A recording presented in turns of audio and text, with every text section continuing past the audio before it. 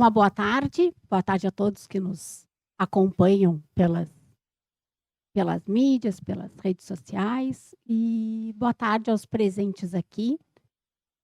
Nosso público aqui hoje não é pequeno, está um dia lindo aqui em Rio Grande, um dia de sol, então que a gente consiga trazer esse calor aqui para dentro da Casa Espírita, fazer com que essa palestra de hoje preencha os nossos corações, então que a gente desperte a mente, né, para que essas palavras, esse conhecimento e essa alegria de viver nos sacuda, nos faça, né, nos permitir novos conceitos, novas perspectivas.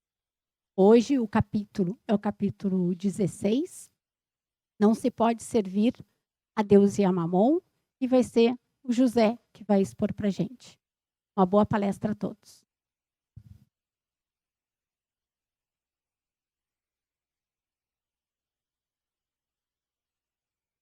Boa tarde a vocês que se encontram aqui, né? Boa tarde ao pessoal de casa que nos acompanha. Vai aqui um pedido ao pessoal da internet que nos ajude a divulgação, e a razão está mais do que pautada no tudo aquilo que nós estamos vivendo nesse momento, né? Cada vez nós rumamos para o clímax da transição planetária, que é demarcado por conflito. Nós estamos vivendo um enorme conflito. Existem enormes ansiedades nesse momento dentro do Brasil, em função de tudo isso que todos vocês sabem que está acontecendo. E aonde isso tudo vai nos levar e como combater a falta de perspectiva que gera muitas vezes a depressão ou a raiva, tá? E que nenhuma delas produz nenhum benefício e não leva a nenhum lugar. Então, entendendo o que a doutrina postula como processo de evolução, a gente encontra entendimento, sentido, esperança e perspectiva, e orientação para os nossos comportamentos na relação para com tudo isso. Dito isso, vamos então ao capítulo de hoje e suas relações com os capítulos anteriores, né, que é uma sequência, né? Semana passada foi o lema espírita, fora da caridade não há salvação. Hoje não se pode servir a Deus e a Mamon, semana que vem é sede perfeitos. Como isso tudo deve ser interpretado?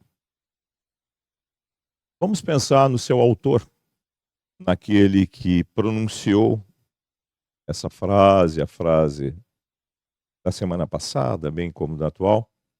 O que ele queria dizer por isso, dentro da visão que ele era portador, que era uma visão muito mais ampla, muito mais extensa, que o momento temporal em que ele pronunciou essas frases, esses ensinamentos, e por isso que a estrutura dos próprios ensinamentos, como nós temos falado regularmente aqui, tem parte que é clara, é explícita, e tem parte que é velada, né? Os evangelhos foram feitos dessa maneira, apropriados aos entendimentos em que no momento foram colocados e os momentos que viriam no futuro, com as luzes do progresso, do desenvolvimento e do entendimento da criatura humana dentro do tempo e suas conquistas.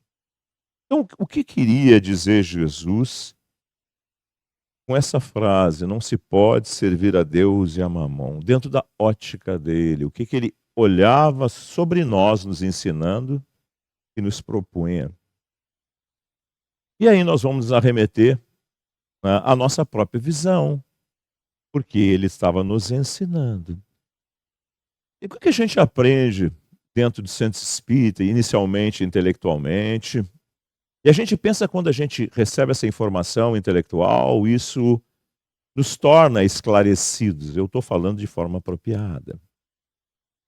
Isso é uma irrealidade. Porque o que torna alguém esclarecido é quando ele passa a ser aquele conteúdo que ele, na realidade, diz ter grande valia.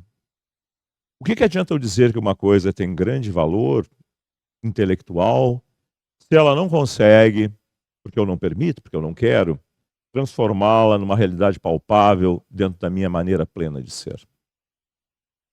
Passa simplesmente a ser uma coisa meramente informativa que eu uso, abuso, mas no fundo não me integro a ela. O que eu quero dizer com isso? A gente aprende no centro espírita, todos vocês que vêm aqui ouvem falar disso, que nós somos espíritos, seres não corpóreos. Mas será que nós pensamos assim realmente? Será que nós agimos assim realmente? Porque a ação determina aquilo que eu penso e que eu sinto. Como é que nós nos identificamos? Como é que nós sabemos que nós somos nós próprios? Nós nos olhamos no espelho e nos auto-identificamos com aquele formato. Os outros nos olham e olham a si mesmo da mesma maneira. Então notem que isso é uma visão corpórea, isso é uma visão material. E quando a gente, através do fenômeno mediúnico, vê o comportamento, a vida corriqueira dos espíritos no pós-morte, esses espíritos que têm relação direta com a humanidade, que andam aqui na volta, que ainda mantêm forma, notem que eles mantêm forma. Dou um exemplo para vocês, um médium que tem evidência, diz assim, eu vi o espírito de fulano de tal. O que ele quer dizer com isso?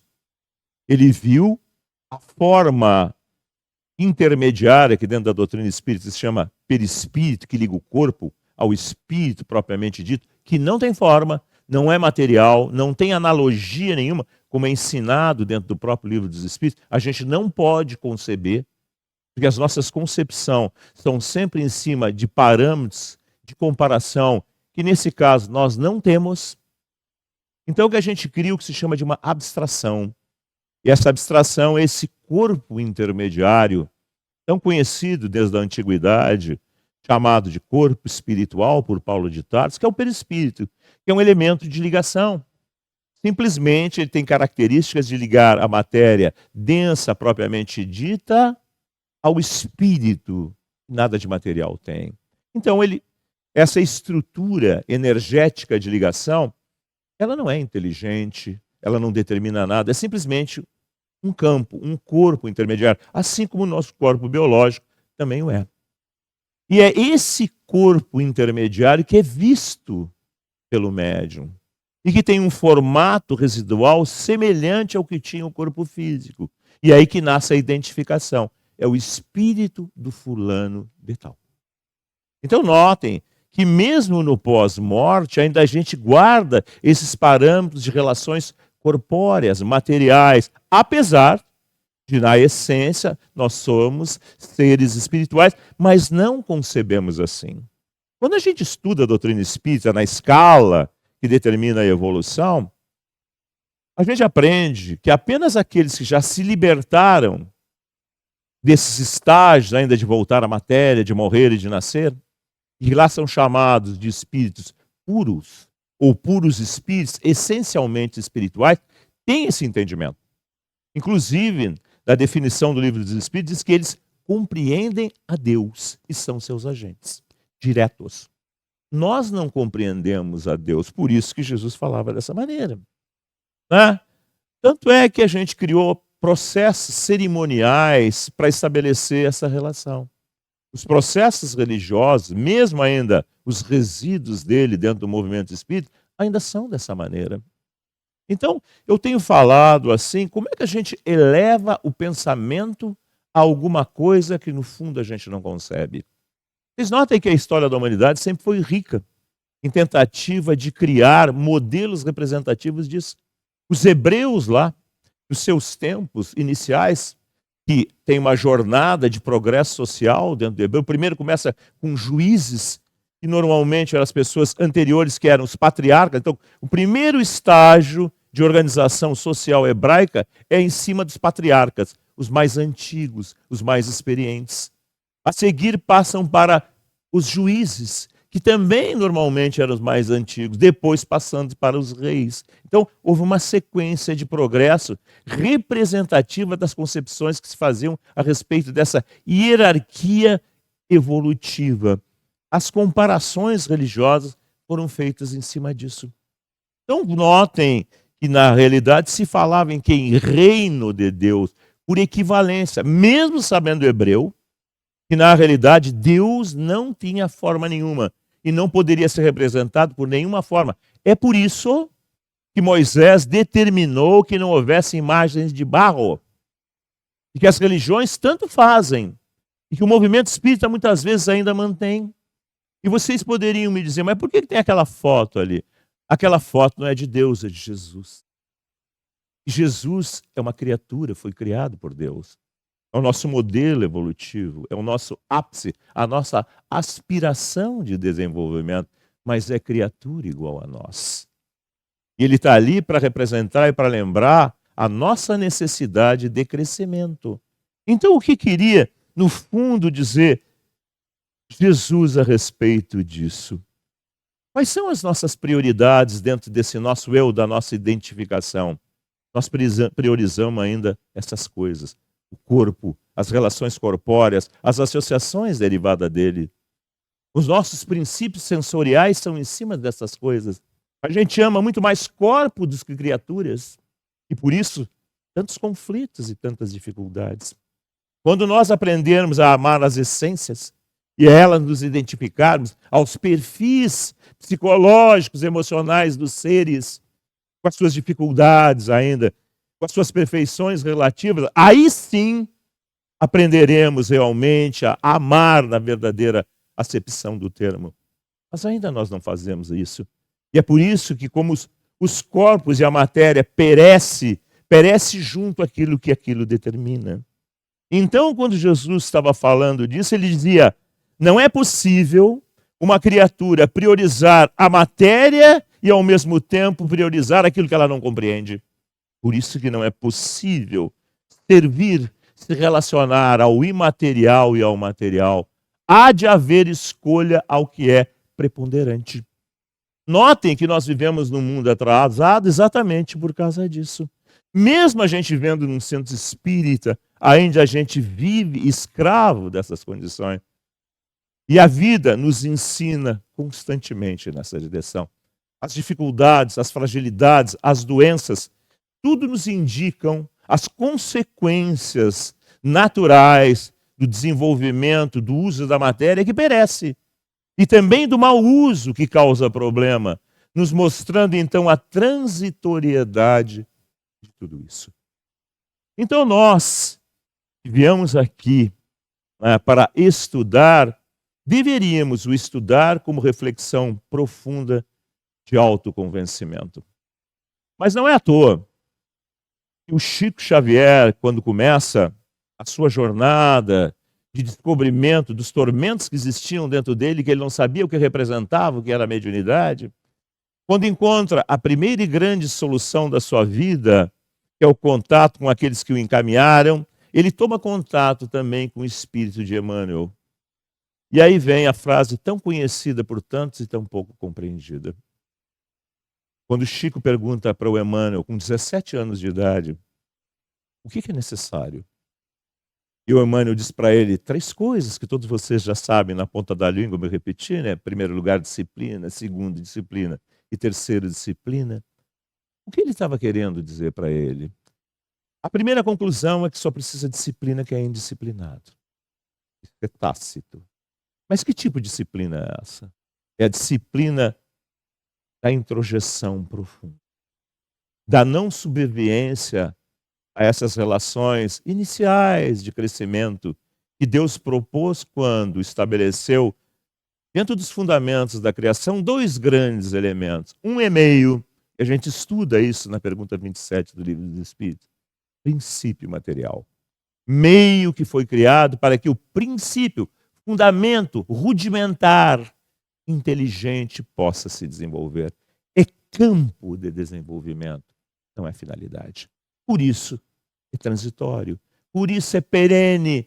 E para que nós não nos afixarmos exatamente da forma, por isso que essa forma troca incessantemente através da reencarnação. Quantos corpos já tivemos? Quantos formatos? Quantos perfis psicológicos? quantas tipificações sexuais. Já fomos homens, mulheres, de todos os tipos. O que aprendemos com tudo isso? Ainda somos escravos dessas tendências do atual, ainda cultuamos o nosso próprio eu, como bem define a psicologia. E como também bem define a psicologia, existe uma sombra que a figura lá colocada, inerente a essa falta de visão, essa escuridão ainda interna que procura incessantemente as razões do próprio ser. Então, quando Jesus dizia, não é possível servir a duas coisas que no fundo não se complementam, mas são apenas meio, devemos pensar sobre isso. O que são os espíritos que são chamados de mal pela maioria das criaturas e que dentro da doutrina são chamados de imperfeitos? Eles são imperfeitos. Eles são criaturas ainda que não se desenvolveram. Tanto é que morrem. Mas o que eles mais querem fazer? Não sair daqui da volta. Vocês deveriam pensar por que essa coletividade de espíritos desencarnados, atrasados moralmente, com algum desenvolvimento intelectual, vivem se imiscuindo nas coisas do mundo terreno, do mundo carnal. Por que dessa necessidade de ser dessa maneira? Nós deveríamos pensar sobre isso. A gente aprende e vê na prática que eles interferem no dia a dia de cada um, nas coletividades, nos movimentos políticos, nas situações todas que geram esse caos no planeta, porque as criaturas aceitam e se interrelacionam, porque eles também são criaturas confusas. Morreram e não entenderam o sentido da morte, não saíram nem da crosta planetária. Quando a gente vê e não para pensar, para entender que uma colônia espiritual está afastada da crosta, por isso que lá na imagem, na descrição, ela está em órbita do planeta, está afastada da crosta. Isso denota que nessas condições a gente tende ao afastamento dessa matéria mais densa do que ela representa. Ao contrário, quando a gente é presa a ela, nela se fica. Então é por isso que as pessoas morrem e não saem daqui da volta. Porque não entenderam exatamente esse sentido, não o viveram. E o que a gente faz numa instituição espírita? A gente compreende para oferecer exemplos, não palavras. A maioria quer oferecer palavras. E é por isso que, na maioria das vezes, as coisas não funcionam. Quando a gente oferece exemplo, que é a nossa maneira de ser, que compreendeu esses fundamentos e transformou isso em estado de relação, e aí as grandes palavras de Jesus na cruz: eu venci o mundo. Criatura ainda na carne, nos dando exemplo de quem viveu dentro de uma sociedade que nem nós vivemos, mas viveu de uma outra maneira. Viveu ensinando de que maneira, no dia a dia, na forma prática, utilizando a natureza, os costumes e o seu próprio comportamento para demonstrar tudo aquilo que ele ensinava. Ainda hoje, passados 2000 anos, ainda ecoam na nossa cabeça e no nosso coração a incompreensão. A comprovação disso tudo é o momento que nós estamos vivendo, no Brasil e fora do Brasil. Quantos conflitos existem? Quantas coisas ainda norteiam as pseudo-felicidades das criaturas? O capítulo da semana que vem aspira exatamente à busca dessa perfeição relativa que nós podemos atingir. Uma criatura que é assim é uma criatura mais justa, mais equilibrada, mais ponderada, mais honesta. Num mundo desse tipo, as leis são naturais.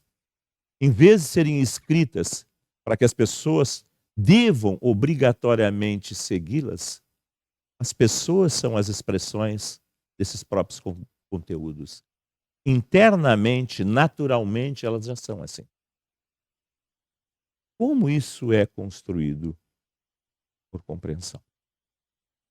Cabe ao movimento espírita se educar para começar a oferecer ao mundo não mais um segmento de palavras e de discursos. Cabe ao movimento espírita se tornar aquilo que o Chico Xavier foi, de forma ilibada, mostrando que criatura doente fisicamente como era, frágil, pobre, intelectualmente, no nível inicial, tinha o 3º ano do ensino fundamental. Então notem, ele não tinha nenhumas prerrogativas, né, das riquezas materiais humanas, a cultura transitória, o dinheiro, a beleza física, a saúde. Mas ele tinha uma coisa que é definitiva, a grandeza interna, a maior saúde de todas. E ele nos ofertou, pela sua maneira de ser, não somente os livros que nós utilizamos para compreender, mas a demonstração do consolo às mães que iam buscá-lo, ao exemplo vivo daqueles que moravam embaixo da ponte e que ele consolava, aqueles que iam conversar com ele à sombra do abacateiro, o entendimento do que é ser espírita. Se fala tanto de Chico Xavier, se publica tanto de Chico Xavier e se faz tão pouco a respeito desses valores. E Chico Xavier só tentou relembrar Jesus, os ensinamentos, os sentidos da vida e tudo aquilo que nós deveríamos desenvolver. Não somente vocês que estão aqui me olhando na cara, mas aqueles outros que estão nos olhando atrás, por cima de vocês, em muito maior quantidade, e que estão fora da cara. O corpo biológico, mais preso ainda às estruturas e às entranhas do planeta. A todos esses que despertam para um novo pensar, para um novo sentir.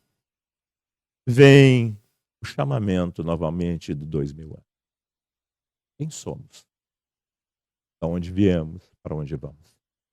O que devemos fazer? E quando tudo isso ainda não basta, nos dá Deus um meio, através da mediunidade, que nos liga por esses canais às fontes de origem de onde vivemos a espiritualidade. E por sermos atormentados ainda, produz atormentamento que reflete as relações do nosso próprio interior em união com esses desorientados sobre si mesmos. Mas também, se ao contrário, o fulgor interno liga com a grandeza daqueles que compreendem a vida. E aí nós compreendemos a diferença da mediunidade entre um Chico e uma criatura extremamente atormentada, desequilibrada. A mediunidade, sendo neutra, produz aquilo que o seu portador lhe direciona.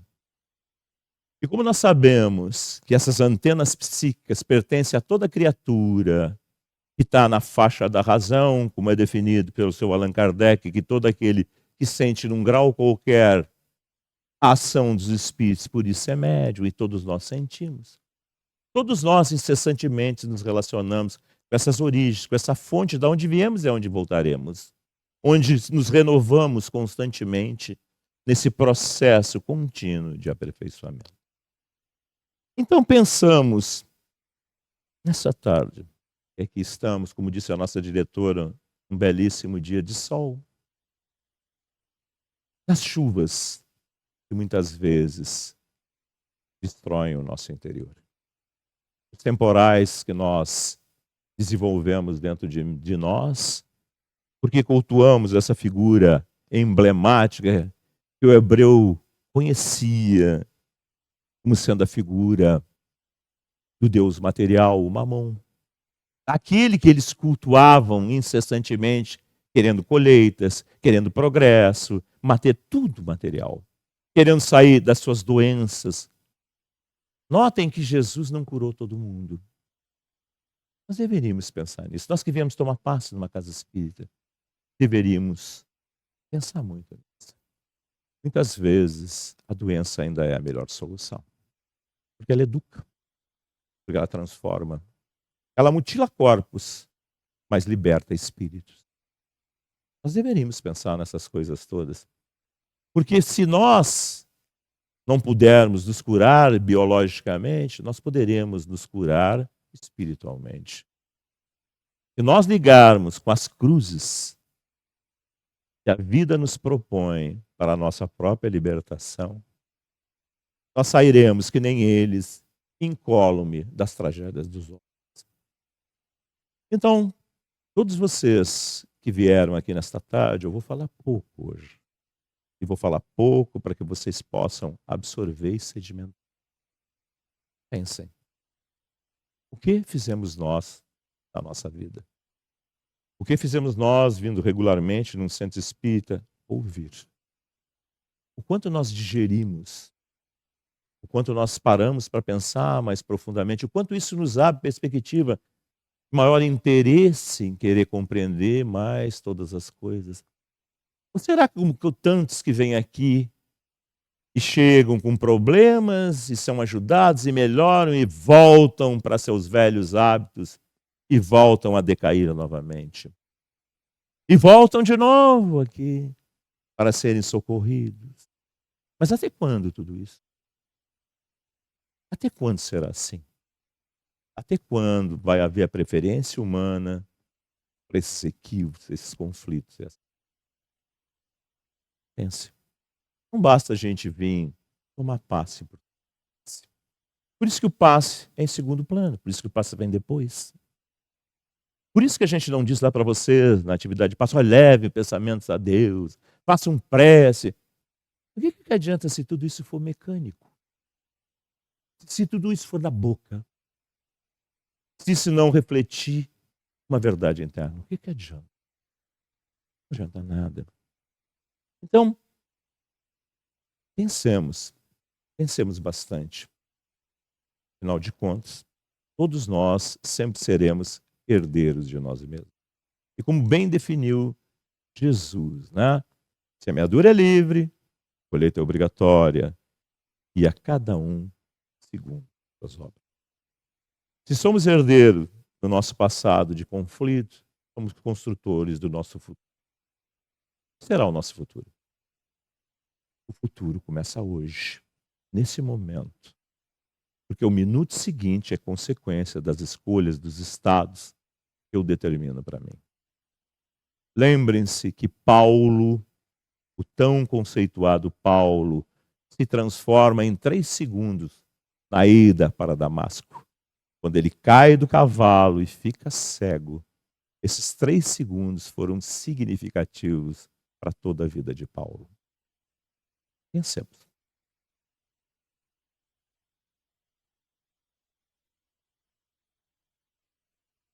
Então, chegando ao fim de mais uma atividade aqui da doutrina e do passe, para vocês que estão em casa, então, que nos escutam ou pela primeira vez, ou dando seguimento ao entendimento do Evangelho segundo o Espiritismo, nos sigam, acompanhem o nosso trabalho pelo YouTube. Isso faz com que, não monetariamente, mas sim esse conteúdo de grande importância, de regeneração das almas, chegue a mais pessoas.